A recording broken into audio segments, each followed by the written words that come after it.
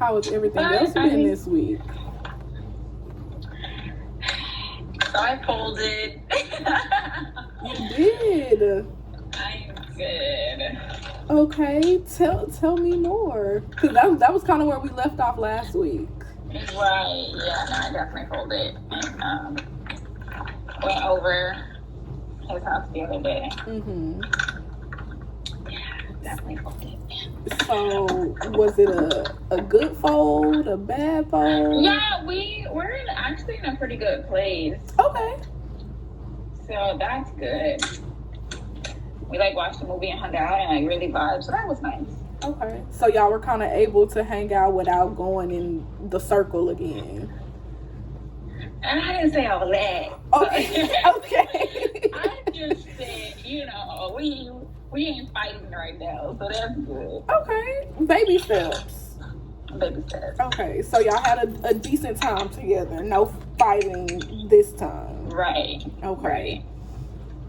So do you think that's gonna continue, or this was just kind of like a spur of the moment? I really don't know. I don't know what it's about to look like, really.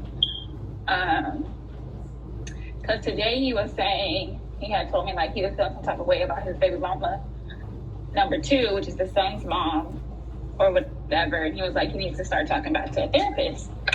And I was like, well, they have new therapists up, like, on the site. And he was like, well, he doesn't really feel like going through the whole process of, like, telling the whole story over again, which I understand because, yeah, it'd be a lot.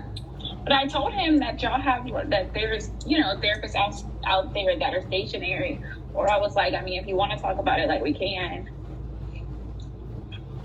I'm sorry, I'm getting my life back together. My freaking dog peed in my work bag. Oh, no.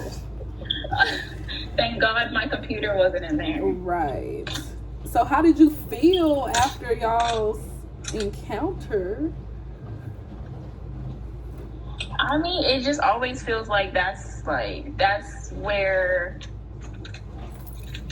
I don't say that's how I'm supposed to be. It just always feels like that's right. Mm-hmm. Like, I don't feel like, I don't know, it just always feels like that's, and he feels the same way. Okay, so, yeah, let me back it up a little bit. So, he told me that he was, we weren't going to see each other ever again, blah, blah, blah. And this Not see each other, but, like, he didn't want to date. This is before. Okay. I think this is what triggered me to get, like, after I had went out and I was lit, I think that's how I ended up going over there. Because, like, who you not about to see again? Which was a little toxic. So I can't always say it's him because I'll be toxic too sometimes. So I was like, can I come over? And he was like, yeah. So then after that, I went the next day, and that's when we, like, actually hung out. And, like, went to go get food and, actually vibed rather than just, a toxic link up. Okay. Well, I mean, it seems like this link up was better than the last. Yeah. And then he had to leave again to Dallas. Okay. So we still kind of in a state of don't know what we're doing. Okay. Of course, always. And honestly, I don't even think it's that. I just really think it's like, to me, I feel like we might as well just, like, actually date, like, exclusively and just, so we can say we did it and we liked it or we didn't like it. Right. But y'all are not on that page yet. Well, there's just a lot of different circumstances. Like, my other spouse was supposed to move out in August, but he has been supposed to move out for the last, like, 3 months. And, like, I don't want to have to kick him out. Right. But I also, like, we have already agreed you were going to move out. So this was something y'all both planned for him to move out? Yes. Okay. Yeah. But I graduated in May, and like he did a whole bunch of stuff for me, and we went out the country and yada yada yada. So then he was like, you know, he needed to get his funds back up to move, even though he already knew he was supposed to move, and he knew my birthday. Anyway, so yeah.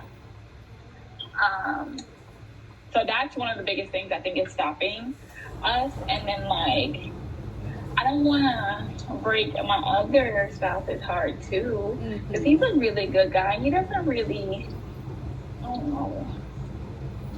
So let's talk about your primary spouse right now. So I know we kind of touched on it last week. You said he's supposed to be moving out in August. How do you feel? Because I know last week you seemed kind of down, but you kind of, yeah. How do you feel about it? He's irritating to me right now. Okay.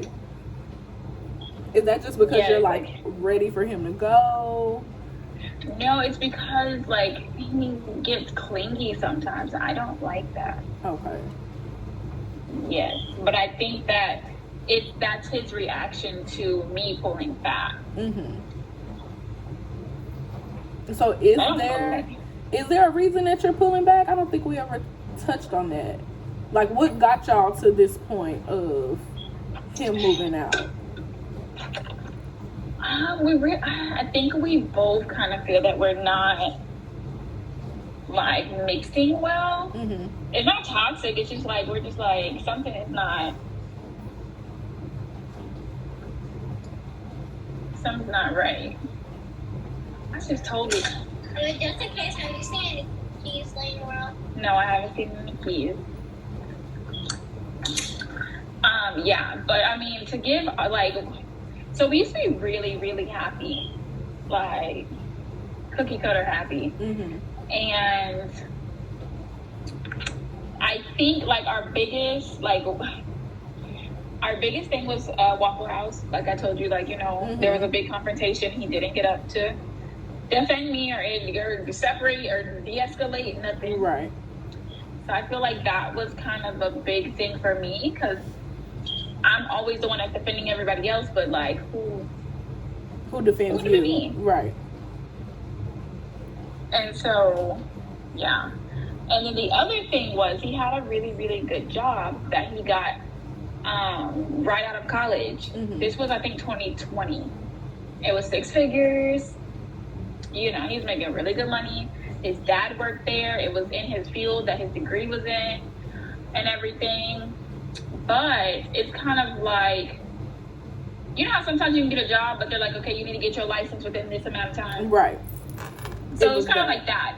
And so he basically failed the license test.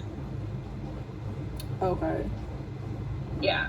But the thing is, it wasn't an actual license test. It was actually for the plant that he was working in.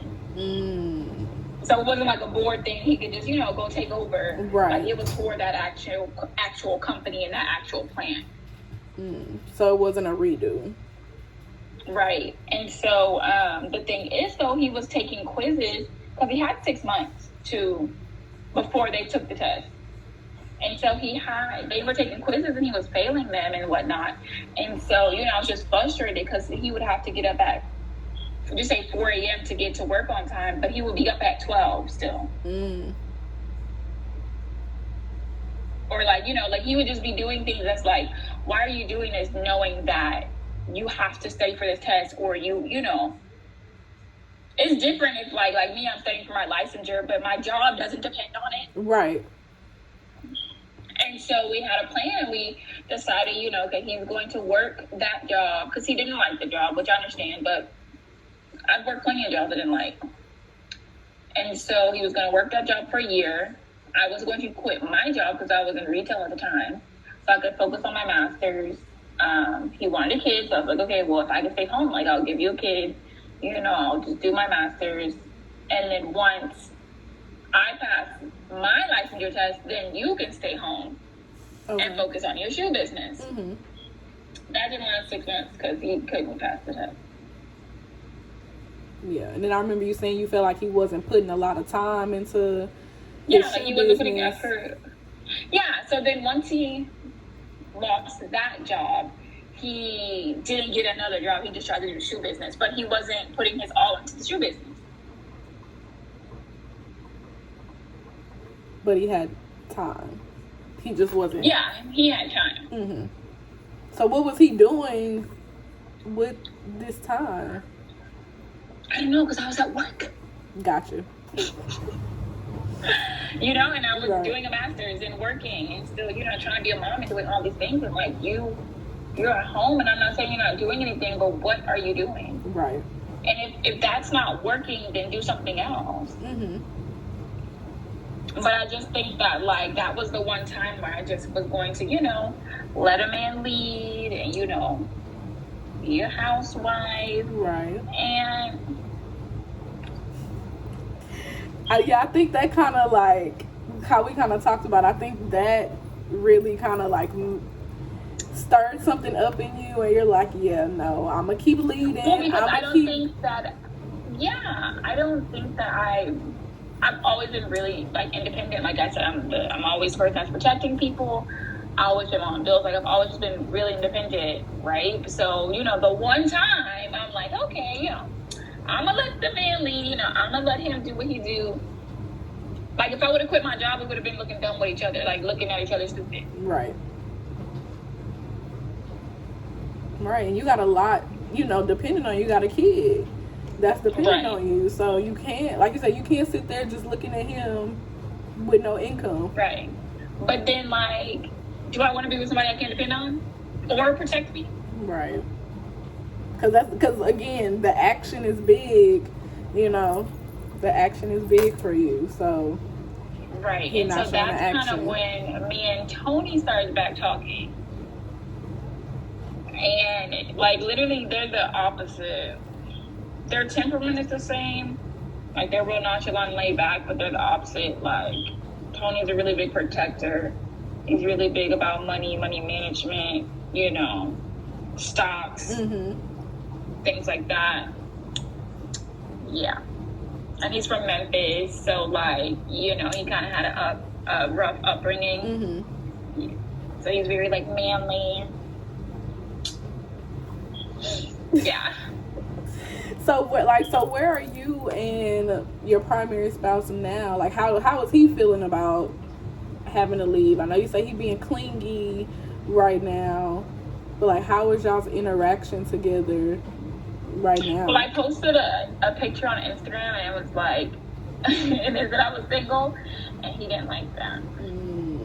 But I was like, we are, right? And he was like, yeah. I was like, okay, when are we gonna start acknowledging that? He was like, I don't know, I just didn't know it was gonna be so soon. Well, yeah, because you say graduation was May, so he was supposed to move out around May initially. so our lease was up in March, right? So March, we were like, you know what, we're gonna move out. But then we're like, okay, well, let's not move out while I'm in school. That's gonna be a lot. All right, let's wait till I graduate. So we'll do it in May. And then May, you know, he was like, well, I spent all this money. Then we're on a trip. I'm like, all right, cool. So then we were like, July. Now July's rolling around, and now it's August. Right. And I'm like, that's the 8th month of the year. Like, that's basically the whole year. Right. And we can't, and I'm telling him, like, we can't stay in this constant state of wishy-washiness. And I really think if we had our own space, like, we would really get some clarity. So that's what I was going to say. Like, what would it take for him, for you to be more comfortable or to, like, you know, want him to stay, for you guys to work it out? Like, what would he need to show you? And another part is, it's not necessarily all him, right? Like, I already explained to him, like, you don't want me as a wife right now. You don't know you don't want me as a wife, but I know you don't want me as a wife right now. Okay. And so I need to tie up, you know, all of the other loose ends before I just go get married to you and then next week decide I married the wrong person. Right. That makes sense. And now we in a triangle again, but now we married. So now we out here looking crazy. Right. So is he the spouse you want to marry? Well, I don't believe in marriage in general. So Okay. So are y'all on that same page? Look, I think that's just one of my commitment issues. Okay. So I would say, are y'all, because it sounds like, you know, if you're talking about you're not the wife that he needs right now, so it sounds like he wants to get married. And so that was, yes. And so, you know, I was like, all right, you know, okay, we can try it, whatever. But I can't marry someone who can't hold their own without me. Because if I break a leg and can't go to work, right, you want to know that he can continue to keep the house up and everything will still be the same even though you're not working. mm-hmm. Or like at least try to. Right. With maximum effort, not like, oh, I'm trying, but really you're not. Got you. That makes sense. And so there was a point in time when he was out of work that time, where at the end of the year, so this is like 6 months later that he lost his job, he started kind of doing temporary waitressing work, and he would come home and like complain about his feet hurting, and like I really wanted to punch him in the face, because like, what do you think I was doing for 12 hours? Right. At, waitressing in the hot sun. I didn't like it. Yeah, but you did what you had to do. Right. Okay. So I wonder. But I don't know if it's also because he doesn't have kids too. It could be. Like you said, your mindset completely changes for some people when you have kids. Right. So yes, I'm pretty sure he loves your daughter like his own, but there's still a different. Yeah, there's still a different responsibility that you feel that he doesn't feel. Mhm. So, like I said earlier, regardless, you have to do something. I'm gonna have to make something shake. Yes, because you have someone depending on you, But I feel like that's part of the problem. Like everyone knows that I'm gonna make something shake. So it's like, well, we don't have to try too hard because kids on Yeah, and that goes back to you setting those boundaries, like you did with Tony. Yeah. Setting those boundaries. Woo. Yeah. But like I said, I think, like you said, y'all getting some space for both of y'all to get some clarity on what y'all need from yourselves and from each other, and just kind of how to move forward. Because I think y'all are just, right now, with y'all being together in the same home, it's hard to see that. Right. Sometimes you get to that point where it's hard to still see the good. Uh-huh. Hold on. Yes, and I. You're what?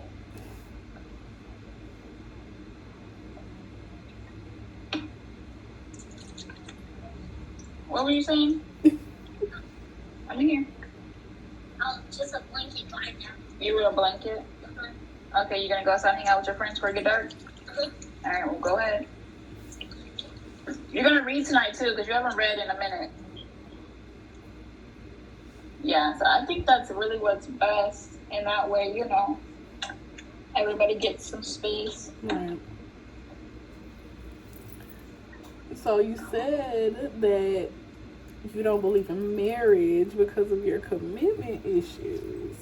So where does that come from? Not being able to count on people. Okay. So is that stemming from like childhood or adulthood? Oh yeah, it's all of it. It's childhood, adulthood, it's all of it. Where are my keys? Okay.